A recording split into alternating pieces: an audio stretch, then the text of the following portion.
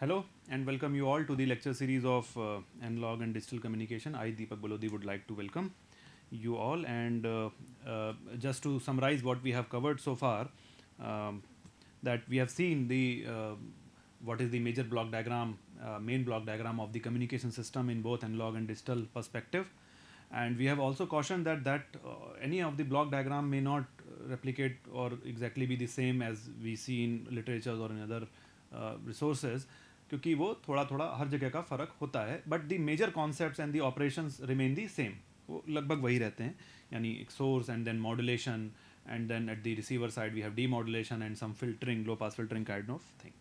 So in this lecture we'll be trying to focus on to the little bit detail of the transmitter and receivers, basically the receivers. So in the transmitter side you see the job is not that much complicated as that of in the receiver side, because you have kept the information of low frequency message signal onto the high frequency signal by amplitude modulation. It could be anything, either DSB, SSB or VSB, and then you are transmitting it long for a longer distance, that modulated signal till the to the carrier, sorry, to the receiver side. And then that receiver has a difficult thing to first of all sense that low amplitude signal, then it has to increase the amplitude strength of that signal by amplifying it, and then it also has to detect that which signal belongs to its requirement or its application, because in a channel there might be very very different message signals which may not be your required message signal. तो filtering की भी ज़रूरत पड़ती है, that is band pass filtering. Then we need an amplification without much noise involve like LNA, low noise amplifier, हालांकि यहाँ पे उसकी बात करने की ज़रूरत नहीं है.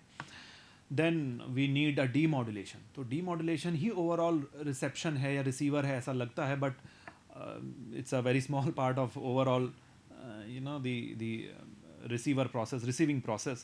But definitely the demodulation is basically the overall conceptual part of the receiver.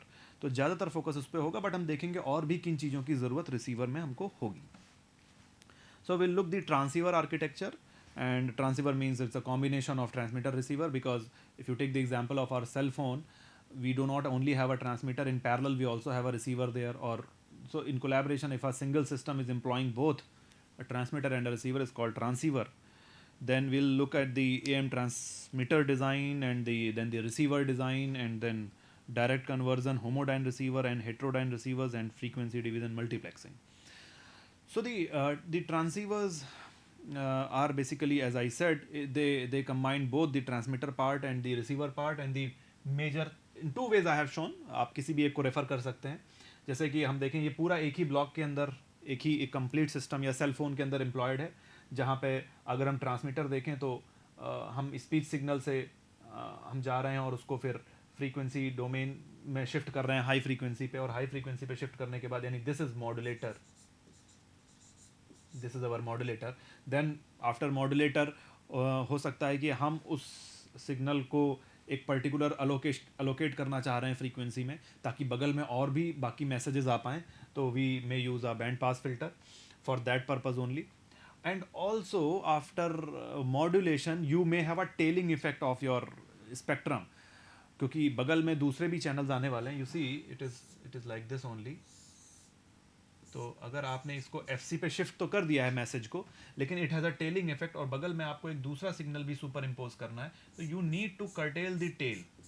आप टेल को चॉप आउट या हटाना चाहते हैं, तो you need a band pass filter, ताकि उसी के बगल में हम उसी की तरह दिखने वाला या कुछ अलग सा दिखने वाला एक और मैसेज एडजेसेंट प्लेस कर सकें. So definitely if you are traveling in a vehicle and if you keep hovering your or waving the clothes outside, and then so you'll be attaining a lot of space on the road, and the adjacent vehicle will have some difficulties in parallel. So आप उसकी thickness अपनी vehicle की या अपना जो belongings हैं उसको आप बिल्कुल रिस्ट्रिक्टेड वे में आप अपने पास मेंटेन करके आप चलना चाहेंगे, ताकि बगल में खूब पास पास एक साथ पैरेलली कई सारी व्हीकल्स ट्रांसमिट हो सकें या चल सकें. So the concept is only that. So band pass filter is therefore used for that. Then PA is the power amplifier. Just now you may need one, you may need two. Just going to the antenna, before antenna you need a power amplifier, ताकि हम antenna को अच्छी power से hit कर सकें, feed कर सकें, क्योंकि एंटेना ने एक ऐसा सिग्नल लॉन्च करना है वायरलेस मोड में, क्योंकि यहाँ तक का काम वायर्ड काम है. This whole chain is wired. ये हम लोगों ने फर्स्ट लेक्चर में ही डिस्कस कर लिया था. And what transmitting antenna transmits is the wireless domain. तो when you go from wire to wireless domain you need an antenna. तो एंटेना को पूरी की पूरी पावर बहुत सिग्नल पावर को बहुत ज़्यादा इफ़िशियंसी के साथ और बहुत ज़्यादा पुश के साथ लॉन्च करना है, so that the signal travels along to hundreds और thousands of the kilometers, so that the signal is received at the receiver side.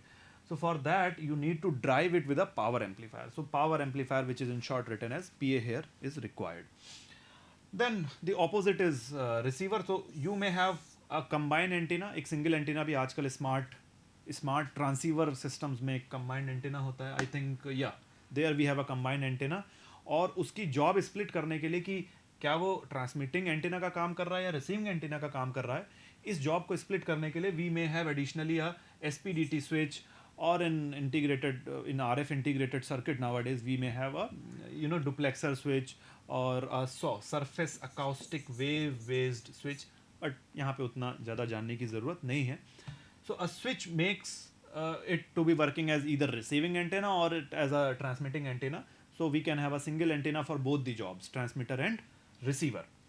But receiving side में आपने एक सिग्नल रिसीव किया, जैसे आप कॉल रिसीव करते हैं मोबाइल फ़ोन पे, and then because the amplitude or the received signal has traveled along from hundreds or thousands of kilometers, the power of that signal is very small because it is an electromagnetic domain. तो power बहुत हल्की है, बहुत कम है. तो you first need to boost the power. But in order to do so, you need not to add on the noise into it, क्योंकि whenever we have an electronic system, an amplifier or a filter, they are always noisy because they involve the active components like transistors and other. So noise is always there. और आपके पास बहुत सारे अलग दूसरे messages भी हैं जिसमें से आपको अपना केवल मैसेज सेलेक्ट करके आगे पास ऑन करना है. तो सबसे पहले जब आप उसको एम्पलीफाई या बूस्ट करेंगे, क्योंकि अगर आप डायरेक्टली इस सिग्नल को बैंड पास फिल्टर को दे दें जो कि बहुत ही वीक सिग्नल है एम्पलीट्यूड वाइज और power wise, filter may not sense it as a or the sensitivity of this filter may not be so high so that it properly perceive the signal. हो सकता है उसको पता ही ना लगे कोई सिग्नल आया है. So that is why we basically need a LNA, low noise amplifier, जो basically amplify करने का तो काम करे लेकिन noise ज़्यादा add on ना करे. तो ज़्यादा नॉइज़ एड ऑन नहीं करेगा, इसीलिए उसको कुछ डेडिकेटेड मैकेनिज्म से बनाते हैं. It's not a conventional amplifier, little bit different from that. So it is called LNA.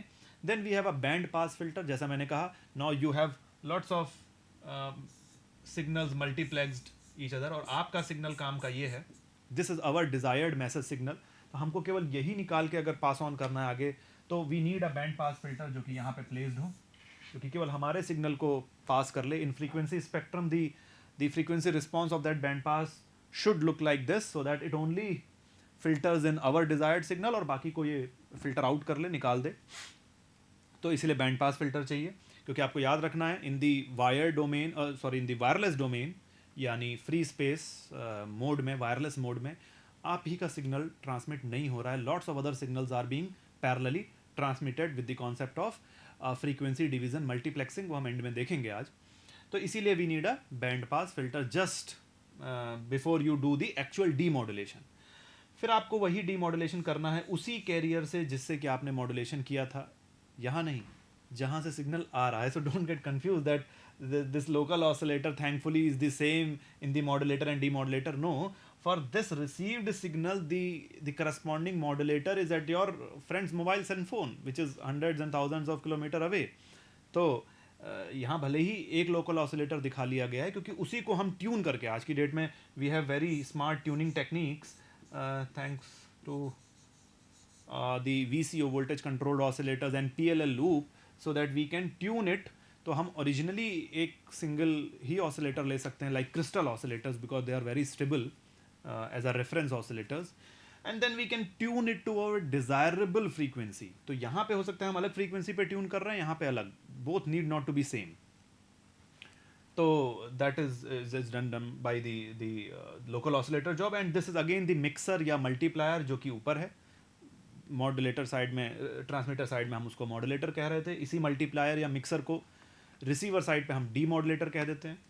And then we have again a band pass filter, क्योंकि डीमॉड्यूलेट होने के बाद भी ज़रूरी नहीं है that you have demodulated your own signal, or even if you have demodulated your own message signal, it may have a tailing effect. So if the only the relevant information is kept at the center, you do not want the tailing to go into your further stages, तो आप इसीलिए फिर से एक band pass filter भी use कर सकते हैं. And then if that down converted signal जो कि लो फ्रीक्वेंसी पे ले लिया गया है using the multiplier again may not be the base band frequency, हो सकता है वो अभी थोड़ी ही लोअर फ्रीक्वेंसी पे लिया गया हो और फिर उसको और डाउन कन्वर्ट किया जाए. So which is the concept of heterodyne which I was discussing in the previous lecture, आज भी देखेंगे उसको. तो इसीलिए इसको हम आई एफ कहते हैं, इंटरमीडिएट फ्रीक्वेंसी एम्पलीफायर कहते हैं. I F is not the R F, इतनी हाई फ्रीक्वेंसी भी नहीं जो रिसीव हो रही है, neither it is the base band signal, ये बहुत लो फ्रीक्वेंसी भी नहीं है यानी बेस बैंड भी नहीं है, ये उनके बीच में कुछ है यानी थोड़ी सी लो फ्रीक्वेंसी पे हमने डाउन कन्वर्ट किया, and that is why it is called I F, intermediate frequency amplifier. In fact लगभग उसी तरह की टोपोलॉजी हमने इस वाले में भी दिखाई. तो if you want to refer to this diagram you can, आप या तो इससे भी समझ सकते हैं या इधर से भी समझ सकते हैं, बट दोनों में ज़्यादा फर्क नहीं है. आपको बस एक चीज़ एडिशनली यहाँ दिखा दी गई है that whenever signal has been taken back to the, receive करने के बाद जब हमारे पास यहाँ पर जब सिग्नल रहता है in the cell phone, if you see then generally it remains in the digital domain. एक ब्लॉक जो और यहाँ नहीं दिखाया गया है वो ए टू डी या डी टू ए कन्वर्टर हो सकता है, एनलॉग टू डिजिटल कन्वर्जन या डिजिटल टू एनलॉग कन्वर्जन. वो इसलिए करते हैं क्योंकि most of the processing, smart processing are generally preferred to be done in the digital domain because we are well equipped with the so-called very smart coding and softwares and lots of other enhancements available in the digital domain, and that is why this processor, which I think we are showing here, low frequency chipset, which is a baseband modulator, a baseband chip.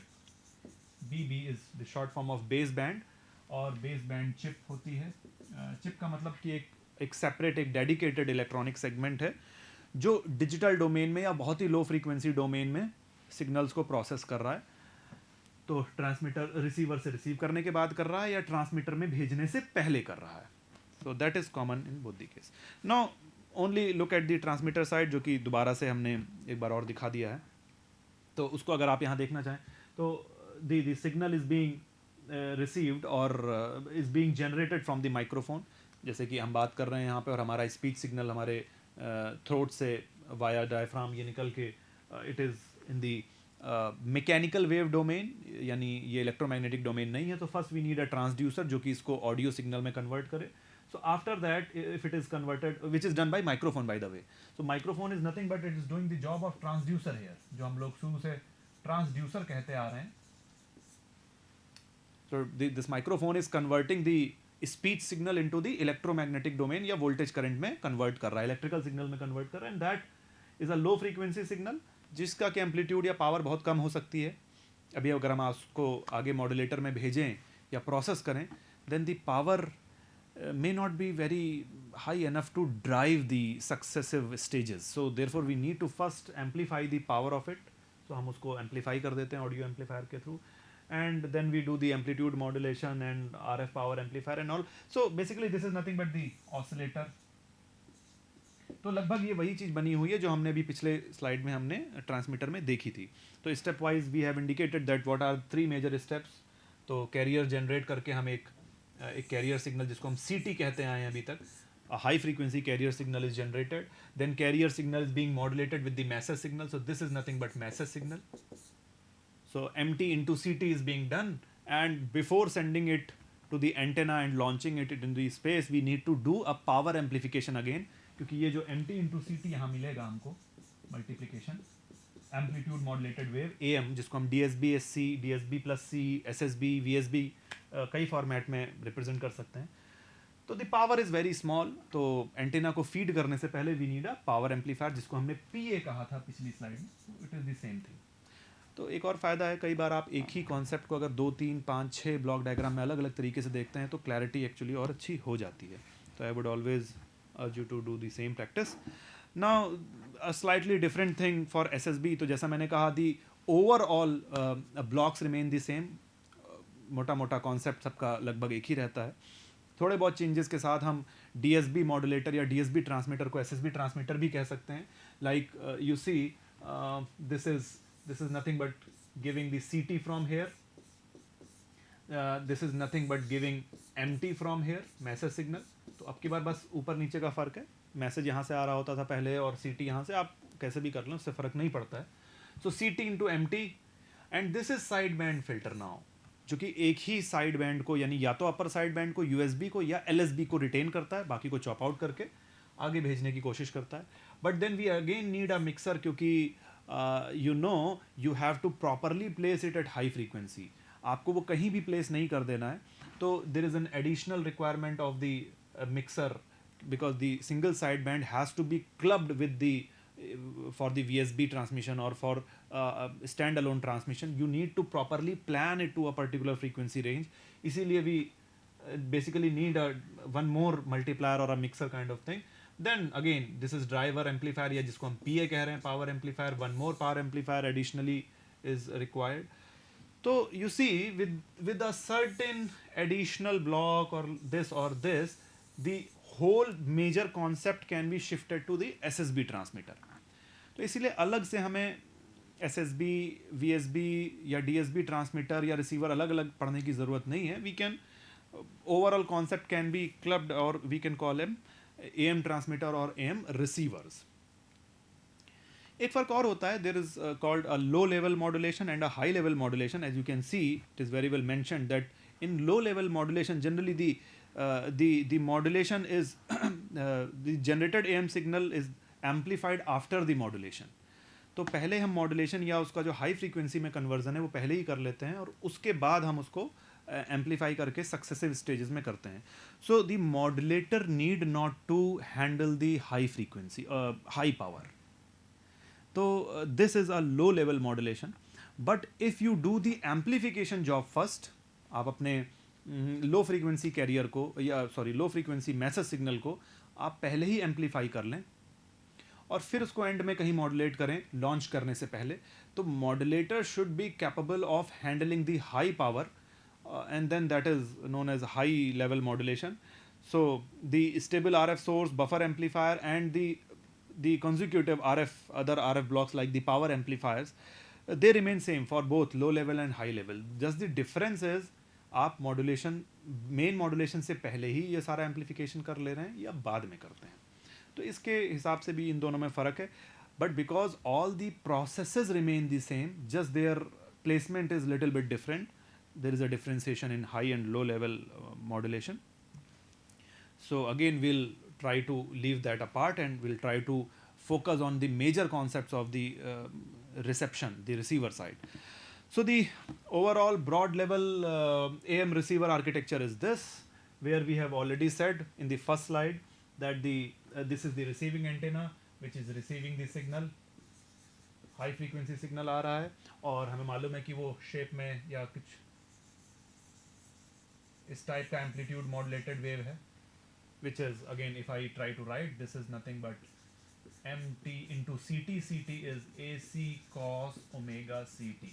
So this modulated wave is being received. इसके साथ अगर अलग से एक और AC cos omega CT है then it is DSB with carrier. अगर केवल यही है then it is DSB suppressed carrier.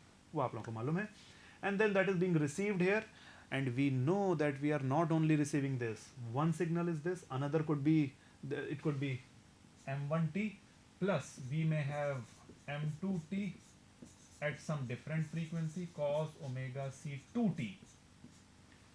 तो अगर आप इस पूरे को देखें so you might be having this. So they all are different carriers at FC1, FC2, FC3. So the three different messages originated from different sources have been kept at different carriers FC1, FC2, FC3 using the frequency division multiplexing and then this whole is being received here. तो जब आप इन सबको receive करेंगे और आपका वाला message signal जो हमें रिसीव करना है, suppose this is this one, then we definitely need a band pass filter. वो हमने फर्स्ट स्लाइड में भी बात कही. And then because the amplitude is very small, the power is very small, because बहुत लंबी दूरी तय करते हुए आया है ये. And then we need to amplify it, then demodulate it, then again amplify it before giving it to the final transducer. और ये भी एक तरह से ट्रांसड्यूसर है. Speaker is nothing but a transducer. because it is converting the electromagnetic energy to the mechanical energy, speech signal में convert कर रहा है. Now the important architecture जिसने बहुत सालों तक जो यूज़ किया गया है और अभी भी यूज़ किया जाता है, that is heterodyne या super heterodyne concept. So in this concept it is like this, जो बहुत ही अच्छे तरीके से यहाँ दिखाया गया है. The amplitude modulated wave is being multiplied with the which is the center frequency is f1 is multiplied with the f2 frequency original carrier wave, और ये f2 कोई ज़रूरी नहीं है वही हो जो ये f1 है. तो अभी तक हम देखते आए हैं in synchronous demodulation what we tried to do, we tried to regenerate the same f1 frequency here so that these both can be multiplied and we get a very high frequency and a baseband signal, and hence we low pass filtered the baseband signal. But here f1 and f2 are different. तो अगर आप different local oscillator ले लेते हैं then we get either f1 plus f2 or f1 minus f2, or the difference of these two, like this f2 minus f1 or f2 plus f1, in which f2 plus f1 is a very high frequency. तो हम उसको हटा के केवल f2 minus f1 को process आगे कर सकते हैं. But definitely this is not the baseband signal. This is not baseband.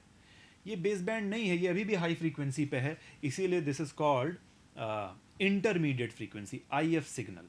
So this is the concept of heterodyne.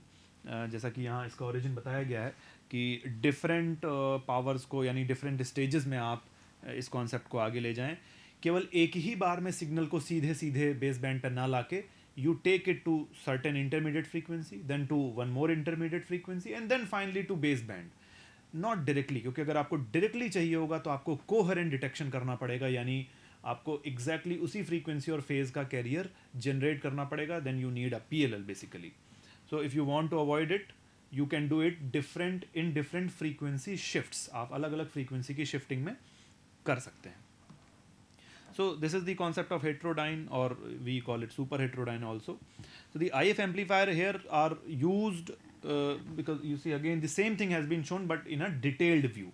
वही चीज़ detailed view में बताई गई है. यहाँ पे दोबारा इसको एक बार देख लेते हैं. So this signal is being received, और यहाँ पे जो local oscillator है इन दोनों से जो multiply किया गया है यहाँ पे, this has brought it to certain low frequency. It is not the very low frequency. जो मैसेज सिग्नल की ओरिजिनल लो फ्रीक्वेंसी है वहाँ पे नहीं लिया गया, तो कुछ इंटरमीडिएट फ्रीक्वेंसी पे लिया गया लाइक दिस, और फिर से उसको एक बार मिक्सर पे प्रोसेस करने के बाद फिर फाइनली डीमॉडुलेट किया गया. So we when we are not demodulating it directly in one go, rather we go with this successive down conversion, then that concept is nothing but the heterodyne concepts. और आजकल के mostly radio receivers में हम लोग high frequency receivers में यही use करते हैं ताकि सिंगल स्टेप में ना करें. इसको करने का एक बेसिक पर्पस है. The all of these blocks like amplifiers and filters, अगर हमें सीधे सीधे उसको डाउन कन्वर्ट करके लो फ्रीक्वेंसी पे लाना होता, बेस बैंड में लाना होता, तो मुश्किल ये थी that these amplifiers and filters they may not work at that high frequency. तो इनको सीधे सीधे RF यानी बहुत हाई फ्रीक्वेंसी जो रिसीव्ड सिग्नल है उसी पे काम करना पड़ता, but they are generally not capable of working at that high frequency. So therefore we first bring that signal down to some intermediate frequency so that the available amplifier and filter circuits are generally working in some hundreds of kilohertz or certain megahertz. There they can work very efficiently, and then we can further take it down to the final baseband circuit. So the burden of working at very high frequency on these amplifiers and filter is not there. So but that definitely brings in the concept of intermediate frequency or IF amplifiers. Now this is one example which shows कि अगर हम एक career पे, इस career पे हम अगर एक सिग्नल को ले रहे हैं, ला रहे हैं, और लोकल ऑसिलेटर अगर ये यूज़ कर रहे हैं, तो हमने कहा कि F1 एंड F2 दो डिफरेंट, यानी this is like this F1 which is this and this is F2 which is this. तो F1 and F2 are being multiplied. We also call it mixer. पहले हम multiplier कहते थे, but super heterodyne या heterodyne receiver के context में this multiplier has been renamed as mixer. and then this will give you either f2 plus f1 and f2 difference f1. So when this happens, f2 difference f1, so you see what we'll be getting. We'll be getting 455 kilohertz. This is now the expected signal. तो ये बिल्कुल zero पे या base band पे नहीं आया, ये कुछ इंटरमीडिएट फ्रीक्वेंसी पे आया. So this is the expected IF signal जो हमको यहाँ पे मिला. और इस IF सिग्नल को हम फिर वहीं पे खूब सारा प्रोसेस कर सकते हैं using the analogue systems like amplifiers and low pass filters and etc. Now the another concept, just the opposite side of heterodyne, is the homodyne. लेकिन ये homodyne की बजाय डायरेक्ट कन्वर्जन इसको ज़्यादा पॉपुलरली कहा जाता है. सो यहाँ पे हम ट्यून्ड RF सर्किट्स होते थे उनको यूज़ कर सकते थे, लेकिन अब वो थोड़ा सा और चेंज होके they have become PLL based systems. तो the requirement is now you are getting this signal which is having an upper sideband and a lower sideband like this. So this is USB and this side is LSB. So you are having a DSB signal. So this is DSB जिसको हम AM ही कह सकते हैं. So that we are getting here, and we need to regenerate or recreate the same frequency जो हम शुरू से बात कहते आ रहे हैं. This is very difficult. So how do we do so? We need to bring in the concept of PLL, because to regenerate the same frequency which we used in the transmitter side is very difficult to be done in the receiver side, and the block who does it somehow up to a certain extent, that is PLL. So using PLL we do it, but the low pass filter definitely is required. तो जो हम synchronous या coherent demodulation कह रहे थे, that actually is somehow being exploited in the direct conversion receivers. तो यहाँ पे नंबर ऑफ ब्लॉक्स कम यूज होते हैं, बहुत सारी स्टेजेस नहीं हैं जैसा कि हमारे पास हेटेरोडाइन में थी. तो होमोडाइन में स्ट्रेट फॉरवर्ड मैनर में हुआ, but it is complicated because of this. अगर इसमें थोड़ी भी एरर हुई, we can not easily get our base band signal. So therefore it is definitely a difficult task to be done, and this is one more view how we can use the same thing in the case of SSB or single sideband spectrum. तो यहाँ पे भी वही LO को दोबारा generate किया गया with again the Hilbert transformer. The Hilbert transform actually gives a 90-degree phase shift. तो local oscillator which is FC. Now you can generate cos or sine, and then you can have this. A similar thing which we try to do in the Costas loop. So, but as I have mentioned here, you need not to forget the importance of PLL, जिसके बिना यहाँ पे direct conversion नहीं हो पाएगा. Now the FDM, जिसको हम पहले ही कई बार डिस्कस कर चुके हैं, that the your own message signal is not being transmitted. कई सारे मैसेज हैं, कई सारे कैंडिडेट्स हैं जो अपना अपना मैसेज सिग्नल आगे दे रहे हैं, but for that to successfully implement आपको पहले उनकी टेल्स कट करनी पड़ेंगी, बिकॉज एक्चुअल मैसेज में have this kind of tailing. To restrict it, ताकि आप उसके बगल में किसी और मैसेज को भी प्लेस कर पाएं, we need a low pass filter. So these spectrums which are shown here are not original spectrum, they are after low pass filtering, and then we club them with different FC1, FC2, FC3, different carriers के साथ अगर हम club करते हैं, then this is the final FDM signal. So this is the FDM spectrum, frequency division multiplexed system.